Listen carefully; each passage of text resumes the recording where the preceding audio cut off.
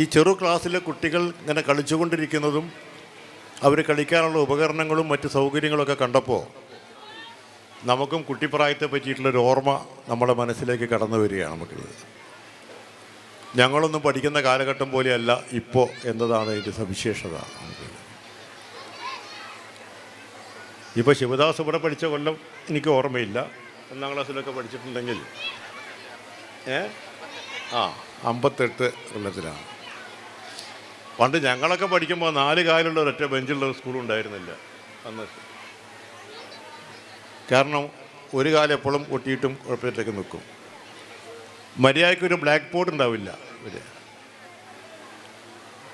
അന്ന് സ്ലൈറ്റിലാണ് എഴുതി പഠിക്കുക അവരെ സംബന്ധിച്ചിടത്തോളം.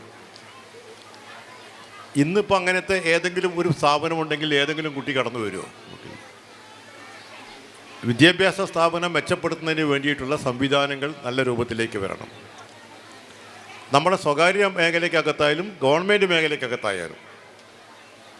ഇപ്പം നമ്മളെ ഈ പൊന്നാനി താലൂക്കിലത്തെ പൊന്നാനി മണ്ഡലത്തിലെ എല്ലാ വിദ്യാഭ്യാസ സ്ഥാപനങ്ങൾക്കകത്തും നല്ല കെട്ടിടങ്ങളായി കഴിഞ്ഞു. ഗവൺമെൻറ് വിദ്യാഭ്യാസ സ്ഥാപനങ്ങളെ സംബന്ധിച്ചിടത്തോളം എല്ലാ വിദ്യാഭ്യാസ സ്ഥാപനങ്ങൾക്കും കുറേ നിർമ്മാണം നടന്നുകൊണ്ടിരിക്കുകയാണ്, കോടാനുകോടി രൂപയുടെ ചെലവഴിച്ചുകൊണ്ട്. അപ്പോൾ പഠനത്തിനുള്ള പശ്ചാത്തല സൗകര്യം ഒരുക്കുക എന്നത് ഒരു പ്രധാനപ്പെട്ട കാര്യമാണ്. കുട്ടികൾ കടന്നു വരുമ്പോൾ കുട്ടികൾക്ക് തോന്നണം ഈ വിദ്യാഭ്യാസ സ്ഥാപനത്തിൽ പഠിക്കണം എന്ന രൂപത്തിലേക്കുള്ള സൗകര്യം ഉണ്ടാക്കി കൊടുത്താൽ കുട്ടികൾ വരും, നമുക്കറിയാം. അതുകൊണ്ടാണ് ഞാൻ നേരത്തെ 1-2 സ്കൂളുകളുടെ സൂചന കണ്ടെത്തത്. കുട്ടികൾ അവിടേക്ക് വരും നമുക്കുള്ളത്. കുട്ടികൾ പഴയ പോലെയല്ല ഇപ്പോൾ, അവർക്ക് സൗകര്യങ്ങൾ വേണം. അപ്പോൾ അത്തരം രൂപത്തിലേക്ക് സൗകര്യം ഉണ്ടായിക്കഴിഞ്ഞാൽ നല്ല വിദ്യാഭ്യാസ സ്ഥാപനങ്ങളായിട്ട് നമുക്ക് മാറ്റാൻ കഴിയും. മറ്റൊന്ന്, പഠനത്തിനുള്ള ഗുണപരമായ നിലവാരം ഉയർത്തുക എന്നതാണ് നമുക്കുള്ളത്. നമ്മൾ ഈ താലൂക്കിനകത്ത് അതിൻ്റെ ഗുണപരമായ നിലവാരം ഉന്നതിയിലാണ് എന്നൊന്നും പറയാൻ കഴിയില്ല നമുക്കുള്ളത്. ഇപ്പോൾ ഹരി ഇവിടെ ഇരിക്കുന്നുണ്ട്, അതുകൊണ്ട് ഞാൻ അതിലേക്ക് വിഷയം കാര്യമൊക്കെ പറഞ്ഞോളും. അതിനെ സംബന്ധിച്ചിടത്തോളം ഞങ്ങളൊരു പരിശോധന നടത്തി. ആ പരിശോധന അടിസ്ഥാനത്തിൽ ഇവിടുത്തെ AEO ഇവിടുത്തെ വിദ്യാഭ്യാസ മേഖലക്കകത്തുള്ള ചില അധ്യാപകന്മാരും ഞാനൊക്കെ ഞാൻ മുൻകൈ എടുത്തുകൊണ്ടൊരു യോഗം വിളിച്ചു കൂട്ടി ഒരു പരിശോധന നടത്തുകയുണ്ടായി. ആ പരിശോധനയുടെ എല്ലാ ഫലങ്ങളും ഞങ്ങളുടെ അഭിപ്രായങ്ങളും ഞാൻ ഇവിടെ പറയാൻ ആഗ്രഹിക്കുന്നില്ല. അത് ഇവിടുത്തെ വിദ്യാഭ്യാസ സ്ഥാപനത്തിൻ്റെ അല്ലെങ്കിൽ സ്കൂളിൻ്റെയോ അല്ലെങ്കിൽ ഏതെങ്കിലും 1-2 സ്കൂളിൻ്റെയോ മാത്രം പ്രശ്നമല്ല നമുക്ക് നിൽക്കുന്നത്. അതിനടിസ്ഥാനത്തിൽ ഞങ്ങൾ തീരുമാനമെടുത്തു, നമുക്ക് വിദ്യാഭ്യാസ നിലവാരം ഉയർത്തിക്കൊണ്ടുവരാൻ എന്ത് ഇടപെടൽ നടത്താൻ കഴിയും നമുക്കുള്ളത്. അതിനെ സംബന്ധിച്ചിടത്തോളം ഒരു പ്രാഥമികമായ ചർച്ച നടന്നു. വളരെ വൈകാതെ തന്നെ ഒരു പ്രൊജക്റ്റിന് രൂപം കൊടുത്തുകൊണ്ട് ഈ പൊന്നാനി അസംബ്ലി നിയോജക മണ്ഡലത്തിൽ നമ്മളെ കുട്ടികളുടെ വിദ്യാഭ്യാസ നിലവാരം ഉയർത്തുന്നതിനുള്ള ഒരു കർമ്മ പദ്ധതികൾ ആവിഷ്കരിക്കണം എന്ന രൂപത്തിലേക്ക് തീരുമാനമെടുത്തു. നമുക്ക് അത് വളരെ വൈകാതെ തന്നെ പ്രയോഗത്തിൽ കൊണ്ടുവരാൻ കഴിയും എന്നാണ് വിശ്വസിക്കുന്നത്. അതിൽ ഞങ്ങൾ മുൻഗണന കൊടുക്കുന്നത് കടലോര മേഖലയ്ക്കകത്തുള്ള സ്കൂളുകൾക്കാണ്. ഏറ്റവും പിന്നോക്കം നിൽക്കുന്ന പാവപ്പെട്ടവരായ ആൾക്കാർ നിവസിക്കുന്ന ആ വിദ്യാഭ്യാസ സ്ഥാപനങ്ങൾക്ക് മുൻകൈ കൊടുക്കണം എന്നാണ് ആലോചിക്കുന്നത്. അതിൻ്റെ വിശദാംശങ്ങളൊക്കെ തീരുമാനമായി കഴിഞ്ഞാൽ നമുക്ക് ഇടപെടാൻ കഴിയും.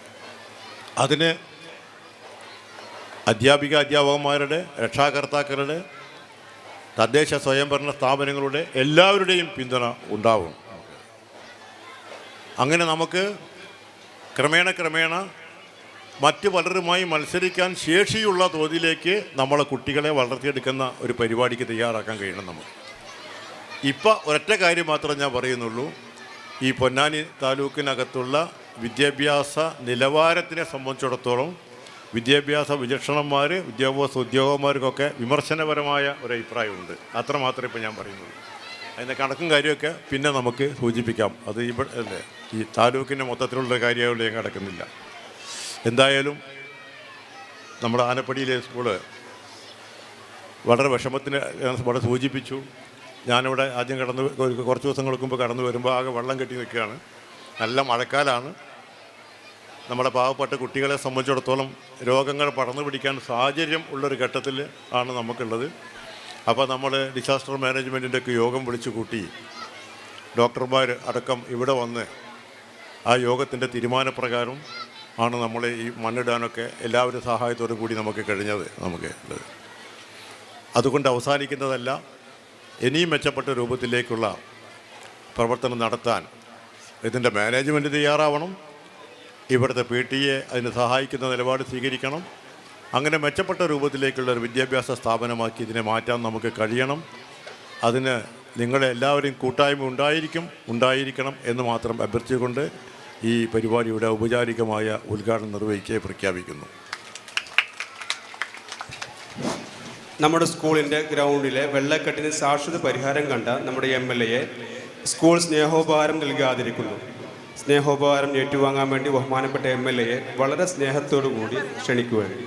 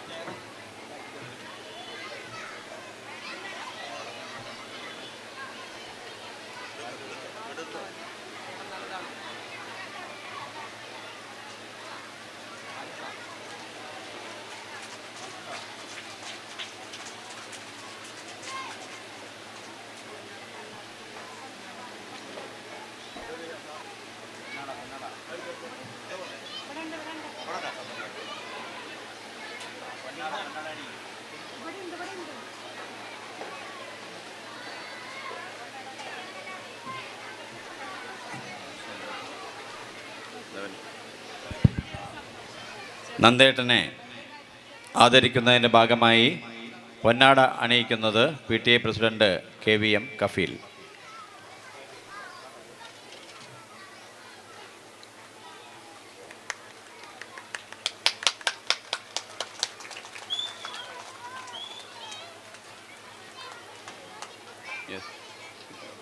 വേറെല്ലാം കൊടുക്കുന്നുണ്ടോ? അന്നേരം പോകുന്നുണ്ടോ? അപ്പോൾ അന്നേരം പോകുന്നുണ്ടോ? നമ്മുടെ സ്കൂളിലെ വെള്ളക്കെട്ട് സാക്ഷരത പരിഹാരം കാണാൻ വേണ്ടി MLA നമ്മുടെ സ്കൂളിലേക്ക് പരിചയപ്പെടുത്തി തരികയും അതിനുവേണ്ടി ഒരുപാട് പ്രയത്നിച്ച നമ്മുടെ സ്കൂളിൽ ബിജി ടീച്ചറുടെ നന്ദി പറഞ്ഞ ഒരു മതിയാവില്ല, അത്രമാത്രം കഷ്ടപ്പെട്ടിട്ടുണ്ട്. ടീച്ചറെ PTA കമ്മിറ്റി ആദരിക്കുന്നതാണ്.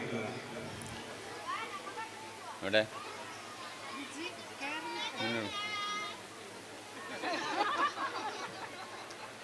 ആദരിക്കണം.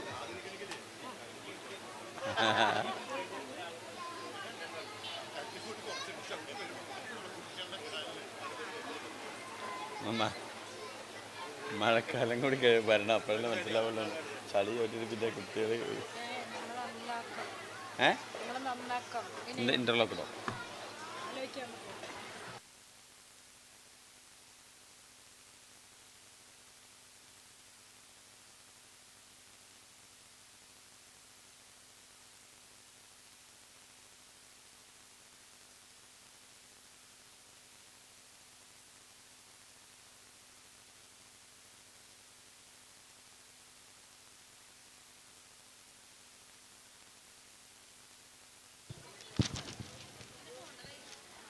നമ്മുടെ സ്കൂളിലെ പൂർവ്വ അധ്യാപകരായ ലീന ടീച്ചർ, ലിസി ടീച്ചർ എന്നിവർ ഏർപ്പെടുത്തിയ എൻറോൾമെൻറ്റ് പുരസ്കാരത്തിന് അർഹത നേടിയ വിദ്യാർത്ഥികൾ: നുസ്ര മെഹ്റിജ് 1ാം ക്ലാസ്. സമ്മാനം നൽകുന്നത് ബഹുമാനപ്പെട്ട MLA നന്ദകുമാർ സാറാണ്. സാറിനെ വളരെ സ്നേഹത്തോടുകൂടി ക്ഷണിച്ചോളൂ. മുഷ്താഖ് അഹമ്മദ് 2ാം ക്ലാസ്.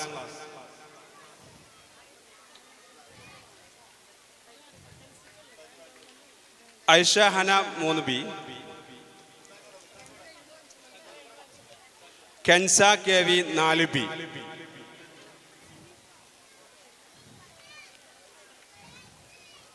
അതിനുശേഷം നേഴ്സറി ടാലന്റ് എക്സാമിൽ ഫസ്റ്റ് റാങ്ക് മേടിച്ച 2 കുട്ടികളുണ്ട്. അവർക്കുള്ള സമ്മാനം ബഹുമാനപ്പെട്ട MLA നിർവഹിക്കും. ഫാത്തിമ സയ.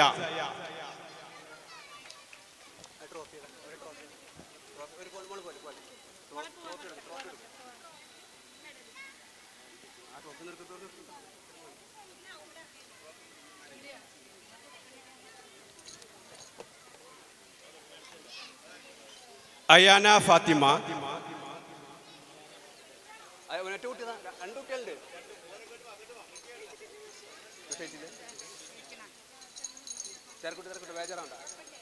പിന്നെ കൊടുക്കാം.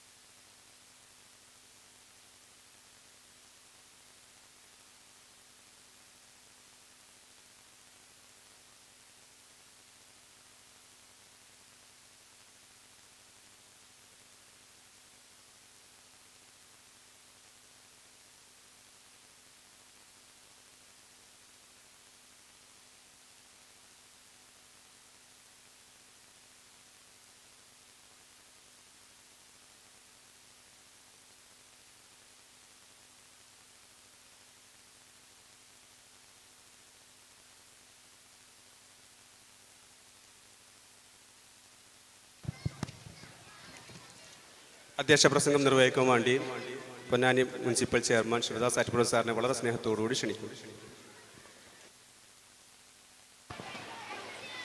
പ്രിയമുള്ളവരെ, നമ്മുടെ കുഞ്ഞുങ്ങളുടെ കലാപരിപാടികൾ കാണുന്നതിനും ആസ്വദിക്കുന്നതിനും അവരെ